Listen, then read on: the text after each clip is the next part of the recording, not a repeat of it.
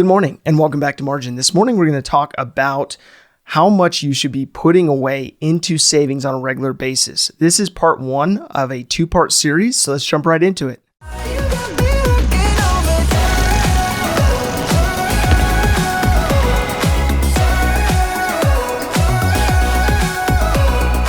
In Mastering the Defense of Wealth Preservation, we talked about the why it's important for you to be putting away money on a regular basis for the purpose of savings. We also talked about where should you be putting that savings once you have made the decision to put away a certain amount per month.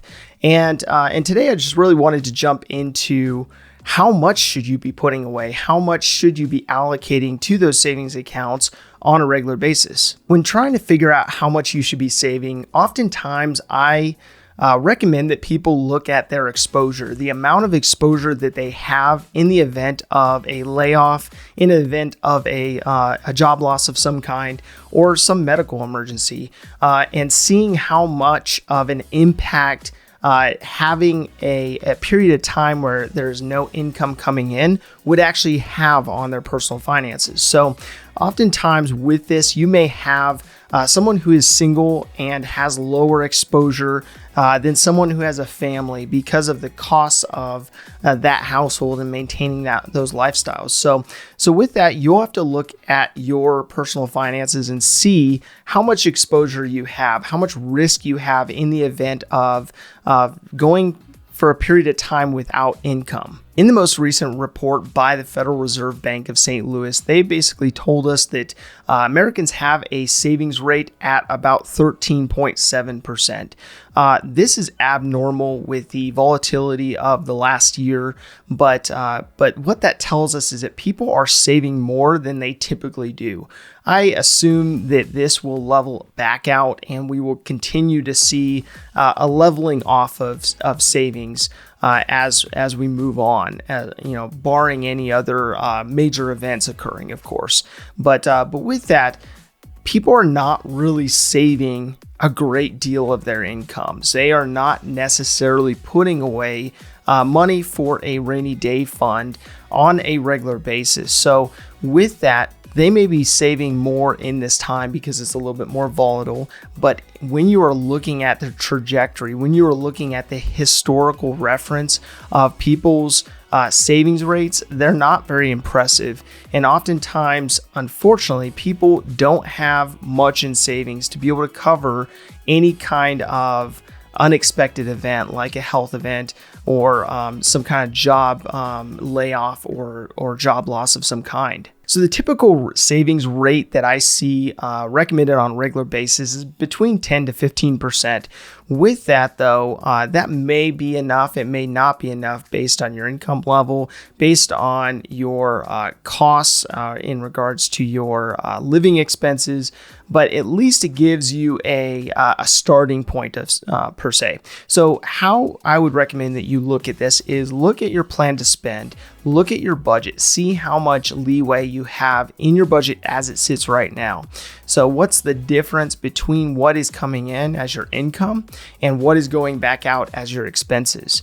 Now, there are other movements that push for higher levels of savings rates, one of which is FIRE, Financial Independence, Retire Early, and many of those participants save 60 to 70% of their incomes, but they've also structured their plan to spend in order to accomplish that. But really what you need to figure out is what is your level of exposure first and foremost, and then moving on from your level of exposure and knowing how much that is, looking at, okay, well, how much should I be saving?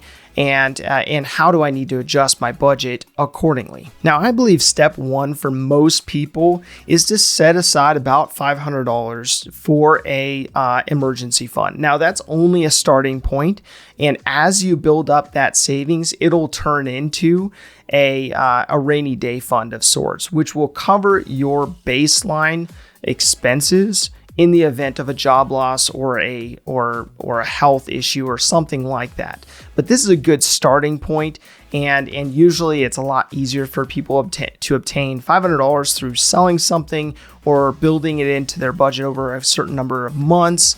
But it's important for you to have that savings at least from a starting point in order to get that momentum rolling. So this rainy day fund should be set aside so that it is out of reach and out of sight, out of mind for the purpose of protecting it from your everyday operating account. So whatever account you use your debit card for or pull cash out of on a regular basis, you'll want that savings account, you'll want that rainy day fund to be separated from that account so that you're not tempted to use that for something that may not be categorized as an emergency.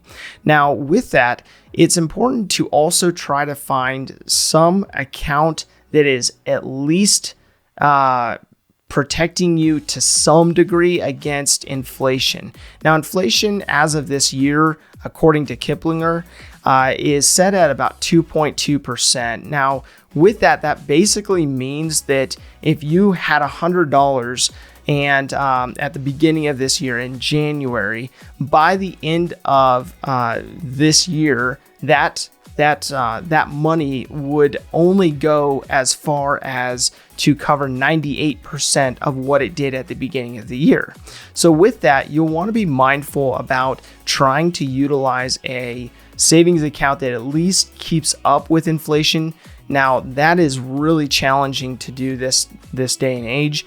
And so money market accounts, high yield savings accounts, and just typical savings accounts are really not returning a great deal. But it's important for you to look at this money not being as an instrument for growth, but as an instrument with the purpose of defending you, protecting you against risk. So with that, if you're not familiar with what inflation is, Webster defines inflation as a continuing rise in the general price level, usually associated to an increase in the volume of money and credit relative to available goods and services. So we've seen this in the last year with stimulus and with currency flowing into the economy. That there's more currency, so therefore the currency doesn't go as far, and so with that, you over time can buy less and less with that same amount of currency as you used to be able to. Now, this is a normal occurrence, and if you look at history, you look at historical reference, you can see many products that over time have gone up in cost. So step 2, I believe, comes down to saving $1,000 in that savings account in that rainy day fund. Now, this is an amount that is commonly referred to or recommended by Dave Ramsey and his group, but this is a good starting point in order to cover those $400 or $1,000 expenses that many people have to go into debt in order to cover. If this information is helpful to you, explore the Margin membership, where me and my team will help you take the information you're learning and apply it to your life and your finances. I've built an interactive course that allows me and my team to come alongside people like you to help you revamp your finances and build margin into your life. Click the link in the description below for more information.